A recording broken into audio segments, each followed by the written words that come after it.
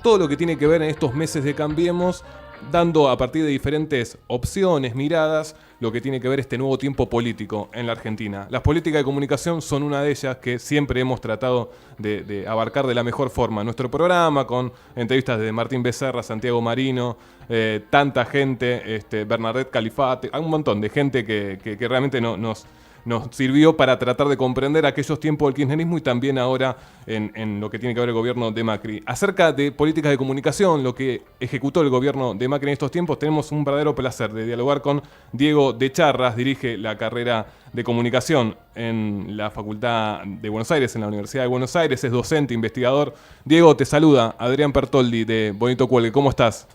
¿Qué tal, Adrián? Buenas tardes, ¿cómo les va? Muy bien, Diego, un verdadero placer que puedas estar en nuestro programa. Estamos haciendo un resumen de lo que tiene que ver estos tiempos de Cambiemos con las políticas de comunicación. Nos parecía importante tu palabra. En primer lugar, mira, te quería preguntar, la semana pasada escuché a Martín Becerra, un tipo que conoce mucho acerca de esto, y que catalogaba este tiempo del gobierno de Macri en lo que tiene que ver la comunicación, que solo estaba considerando a los actores dominantes de la industria, que era un país atendido por sus propios dueños. Quería saber tu opinión acerca de esta frase. Sí, mirá, en eso yo concuerdo con Martín. Lo que vemos en las políticas de comunicación no es muy diferente a lo que empezamos a ver como políticas en general de este gobierno, ¿no? Es decir, al gobierno le molesta mucho que se diga que es un gobierno para ricos, pero la realidad es que del 10 de diciembre para acá la mayor parte de las políticas puestas en marcha han tenido que ver con los sectores dominantes de la economía, eh, en lugar de la participación ciudadana, de los actores de los distintos sectores sociales, y en la comunicación particularmente esto se viene viendo muy gráficamente. Del 10 de diciembre para acá lo que tuvimos fueron una serie de decretos de necesidad y urgencia que beneficiaron claramente a los actores concentrados, archivaron todos los planes de adecuación que estaban planteados de acuerdo a la norma anterior y fueron modificando la ley vigente, ¿verdad? Las dos leyes vigentes, la de telecomunicaciones y la de servicios audiovisuales, en una forma que ha potenciado la concentración de la propiedad. Totalmente. Diego, vos planteabas obviamente estos beneficios a actores fundamentales de la industria, en una cuestión casi oligopólica. ¿Sentís también que hay una venganza acerca de los grupos que fueron beneficiados en la etapa del kirchnerismo? ¿Cómo ves esa etapa de esos grupos que fueron favorecidos en estos 12 años? Bueno, o tiempo un poco más atrás de la pelea del gobierno con Clarín en 2009. ¿Cómo ves que este gobierno de Cambiemos utiliza una venganza a esos grupos? Mira, yo creo que algo de revanchismo hay. De todas maneras, eh, creo que hay algunas cuestiones que son todavía más graves, digamos, porque, digamos, sobre algunos errores del gobierno anterior, que le dio, digamos, un apoyo muy fuerte, económicamente hablando, desde la publicidad oficial a ciertos grupos, que luego vaciaron las empresas, digamos, dejaron a los trabajadores en la calle, que evidentemente no fue una política acertada. Este gobierno efectivamente se manejó con un cierto nivel de revanchismo. Lo vimos en el tratamiento de lo que fue el problema de Tiempo Argentino y Radio América, lo vemos con otras situaciones, pero después también hay otra cosa más grave, que es que se ha sentado sobre los fondos oficiales. Digamos, ha planchado la publicidad oficial y ha frenado el abono de los fondos de mejoramiento de la comunicación audiovisual, conocidos más usualmente como fondos FOMECA, que son unos fondos de ayuda a los medios comunitarios, no comerciales, pueblos originarios, pequeñas empresas, que son fondos concursables, es decir, estos medios se presentaron a concursos, medios y productoras se presentaron a concursos durante el año 2015, tuvieron tribunales que eligieron los mejores trabajos para financiar desde el Estado, para acompañar, digamos, la diversificación del sistema de medios, y todo eso está sin pagar, con lo cual hay una situación que va más allá del revanchismo, empieza a ser grave con un gran número de medios, algunos más cercanos al kirchnerismo, otros no cercanos, y otros de hecho opositores al kirchnerismo, y están todos en la misma bolsa sin esa ayuda del Estado que realmente es importante, ¿no? Buenas tardes, Diego. Iván Alexis Nordi te saluda. ¿Cómo estás? ¿Cómo te va? Buenas tardes. Muy bien. Quería consultarte acerca de la política de medios del gobierno. En algunos momentos el gobierno intenta justificar algunas de sus medidas como errores de comunicación. ¿Cómo evaluás las políticas comunicativas, ya no en comunicación, sino comunicativas del gobierno actual? Mira, la comunicación no puede pensarse ligada a la política, o viceversa, digamos. Cuando hablamos de política no puede no hablarse de comunicación.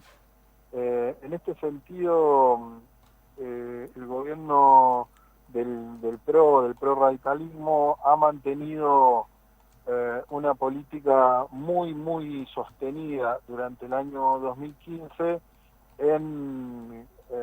¿cómo decirlo, digamos?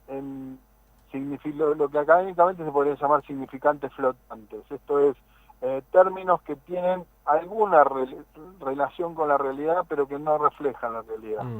Entonces se hablaba de unir a los argentinos, de pobreza cero, de una serie de frases que de alguna manera se construían como eslóganes, pero que luego cada uno metía ahí adentro lo que se le ocurría. Diego, Digamos, Diego, vos planteabas al principio con este tema de frases y justo me vino la pregunta, porque se habló más allá de estos eslogan, acerca de los medios públicos, ¿no? Que iban a ser finalmente medios públicos y no del gobierno. ¿Cómo ves esta gestión de Hernán Lombardi en lo que tiene que ver Telam, lo que tiene que ver Canal 7, Radio Nacional?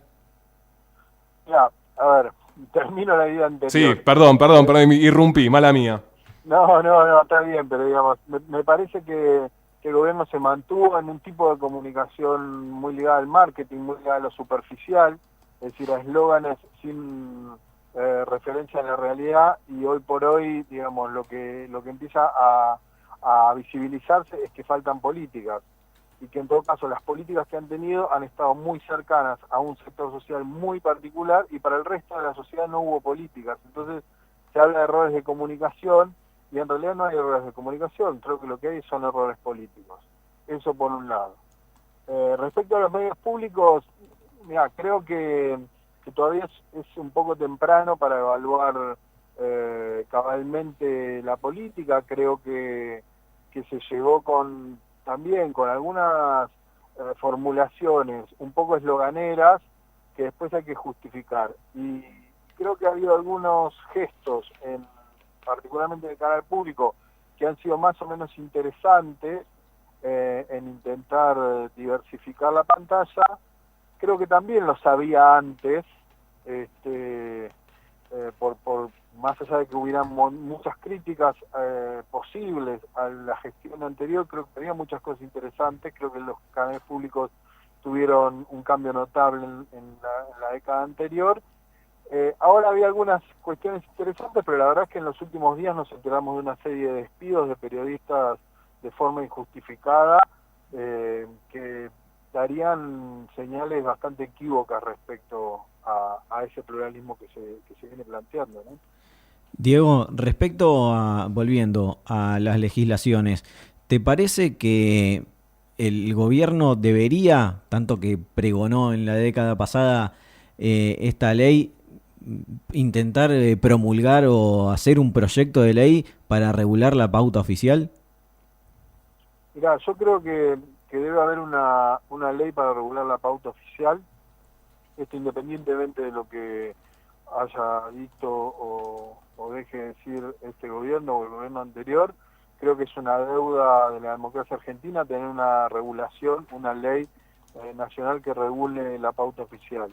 De todas maneras, hay que discutir esa regulación, porque generalmente cuando este gobierno habla de regular la pauta oficial, habla de distribuir la pauta oficial en función de la audiencia, en función del rating.